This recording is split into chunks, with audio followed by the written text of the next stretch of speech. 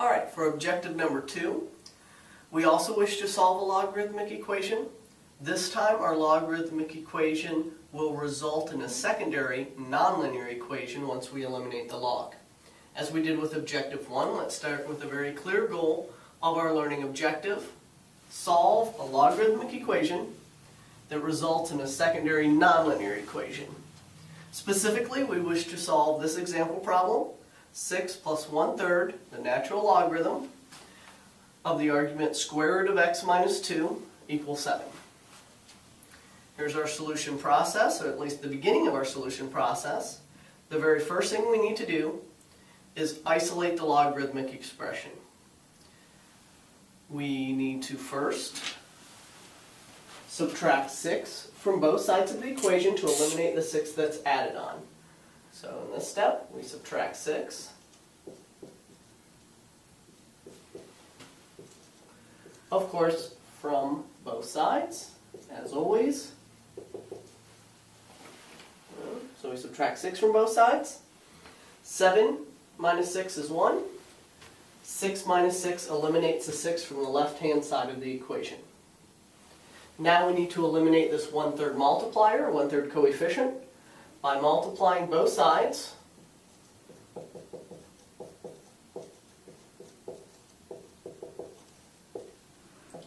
by 3. 3 times 1/3 on the left-hand side of the equation is 1. We don't need to write the 1 multiplier. And 1 times 3 is 3 on the right-hand side of the equation.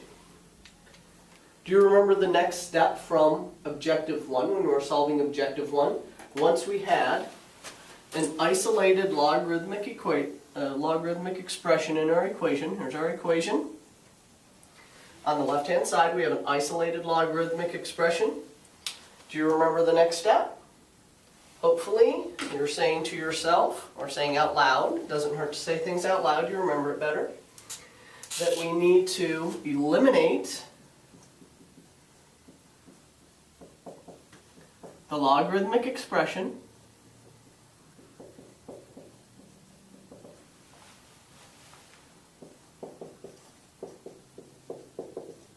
so the natural logarithmic expression. How? By taking the natural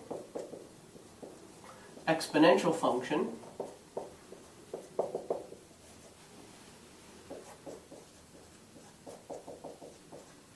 of both sides. Remember, the natural exponential function and the logarithmic function are inverses of each other.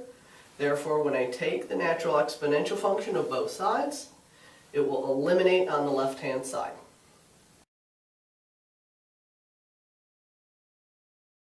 Alright, after isolating the logarithmic expression, which we have already done, we did that in the first major step, our second major step is to eliminate the logarithm, the natural logarithm. How? By using the natural exponential function. Remember, these two functions are inverses of each other, so when we take the natural log of the exponential or the exponential of the natural log, they will eliminate. Here we have our isolated logarithmic expression set equal to a number. We did that in the first step. This step, we're applying the natural exponential function to both sides. So on the left-hand side of the equation, we have e, the natural exponential function, raised to the natural log function of an argument. On the right-hand side, we had a 3, so we'll have e cubed.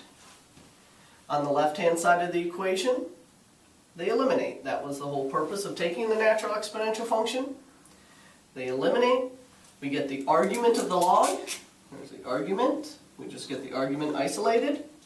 Equal e cubed. Now on the left-hand side, the e and the ln canceled. We got the argument. On the right-hand side, there was no logarithm to start with. That was just a 3. So the e did not eliminate with the log. We still have an e expression. We have e cubed. That should not worry you too much. E cubed is just a number. It's an irrational number, but it's just a number.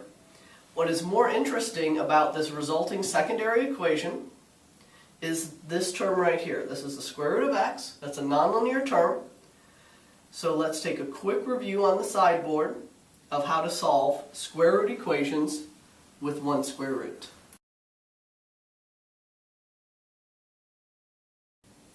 Here we are at the sideboard to have a very quick review of solving square root equations. This is a simple square root equation, just one square root term.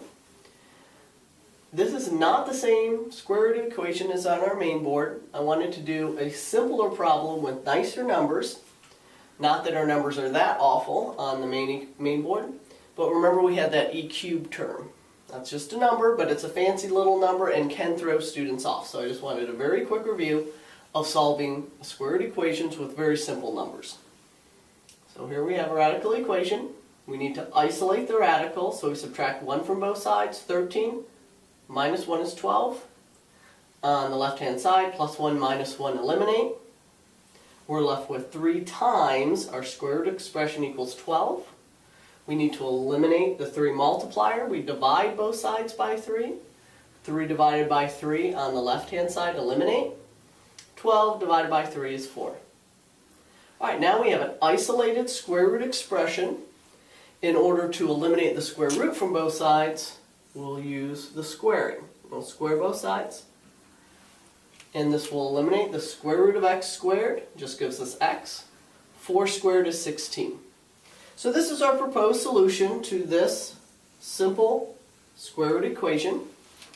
However, when you square both sides of an equation, to eliminate a square root, you do eliminate the square root, but you potentially introduce something called extraneous solutions.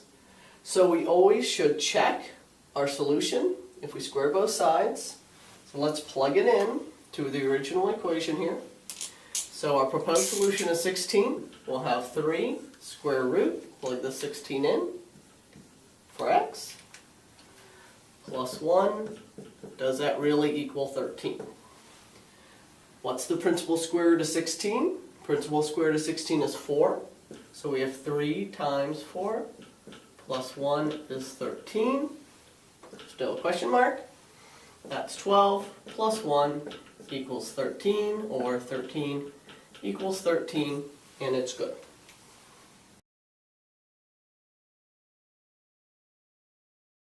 Alright, here we are back at the main board. I've taken the liberty to put our major steps up that we've done so far. First, we were asked to solve this logarithmic equation, 6 plus 1/3, the natural logarithm of the argument square root of x minus 2 equals 7. We subtracted the 6 from both sides, we multiplied both sides by 3, and we obtained the isolated logarithmic expression set equal to 3. So natural log of quantity square root of x minus 2 equals 3. Then recall, we applied the exponential function to both sides. On the left-hand side, remember the exponential function met the logarithmic function and eliminated. On the right-hand side, there was no logarithm, so we applied the exponential and it's still there, e cubed. Now here we are with a radical equation. There's no more logarithms. We have a square root equation.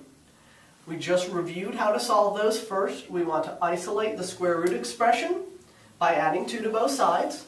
So we get the square root of x equals e cubed plus 2. Adding the 2 eliminates it from this side. We have the plus 2 on the other side. Now recall what we did to eliminate the square root. We squared both sides. So let's do that carefully. Remember to square both sides in their entirety. We have to group this and square. On the left-hand side, the square and the square root eliminate, and we're left with x, which is what we want. We wanted to isolate x this whole time. So we have e cubed plus 2 quantity squared. And remember that this is just a proposed solution, so we've done all our major steps, they're all consolidated here, and we have our possible solution.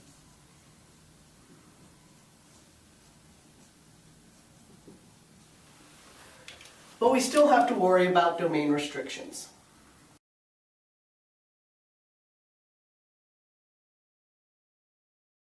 We did a lot of work to obtain our possible solution, x equals quantity eq plus 2 squared. So that is our exact possible solution. We actually need 2 checks in this case because we had a portion of the solution process where we squared both sides of an equation. That can lead to extraneous solutions. So let's make sure when we squared both sides that that was okay. Everything worked out all right. So we plug in our possible solution for x into our radical equation and check to see if it works. Square root of x, in this case e cubed plus 2 quantity squared, minus 2, does that really equal e cubed?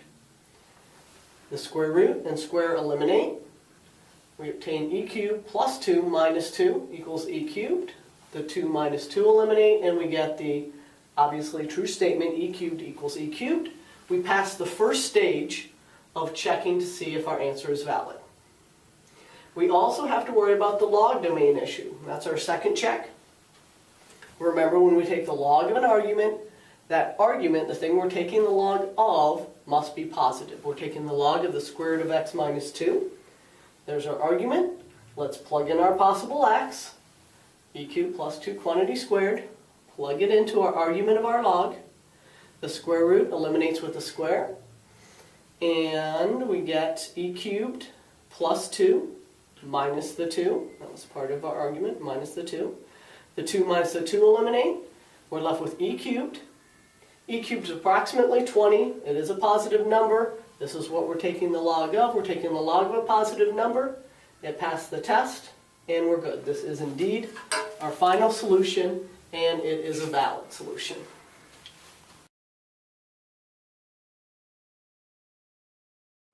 Not one particular step that we did during this process was particularly hard. What makes these problems hard is that there's so many different steps to do. If you wish to be able to do well in a testing environment, you need to practice this procedure carefully. So now it's your turn. This is a practice problem for Objective 2. You're asked to solve 2 times the natural log of quantity cube root of x plus 1 minus 5 equals negative 1. Stop this video, carefully do this problem step by step in a similar way to that we did the learning objective. And when you're done, look for the practice problem solution video for Objective 2 to assess your work.